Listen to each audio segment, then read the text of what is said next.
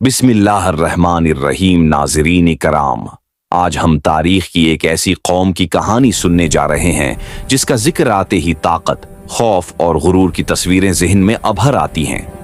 ये वो कौम थी जिसके बारे में कहा जाता है कि जिन्नात भी उन्हें देखकर खौफ महसूस करते थे। ये कौम थी अमालिका।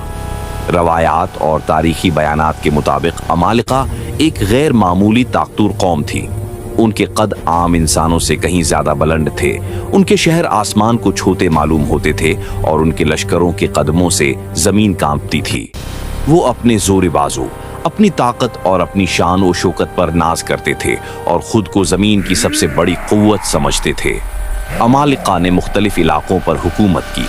कहीं उनके किले थे, कहीं उनकी फौजें, और जहां जहां वो पहुंचे वहां खौफ, जुल्म और जबर के साए फैल गए। उनका सबसे बड़ा जुर्म यही था कि वो अपनी ताकत के नशे में अल्लाह को भूल बैठे थे। वक्त गुजरता गया और अमालिका का गुरूर बढ़ता चला गया। वो समझने लगे कि उन्हें कोई शिकस्त नहीं दे सकता, कोई ताकत उनका मुकाबला नहीं कर सकती। लेकिन तारीख का सबसे बड़ा उसूल यही है कि जब जुल्म हद से बढ़ जाए तो अल्लाह का फैसला जरूर आता है। यही वो वक्त था जब बनी इसराइल का सामना अमालिका से हुआ। अमालिका ने बनी इसराइल पर सख्त मजालिम किए, उन्हें गुलाम बनाया, उन्हें खौफ में मुब्तला रखा और उन पर अपनी ताकत का रौब जमाए रखा।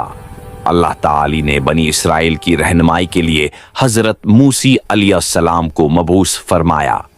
उन्हें हुक्म दिया गया कि जालिम कौम के मुकाबले में खड़े हों और हक का साथ दें। मगर इस वक्त बनी इसराइल के दिलों में खौफ था। वो अमालिका की ताकत से डर गए और पीछे हट गए। उसी नाफरमानी के नतीजे में बनी इसराइल को एक तवील आजमाइश से गुजरना पड़ा। 40 साल तक वो मैदान तया में भटकते रहे। ये वक्त तरबियत का था, ईमान को मजबूत करने का था और एक नई नस्ल को तैयार करने का था। जब वो नस्ल तैयार हो गई जिसके दिल में ईमान, सब्र और यकीन था, तो अल्लाह ताली ने हजरत यूशा अलैहिस्सलाम की क़ियादत में दोबारा हक का इल्म बुलंद करवाया। इस बार बनी इसराइल न डरे न पीछे हटे, बल्कि अल्लाह पर कामिल यकीन के साथ आगे बढ़े।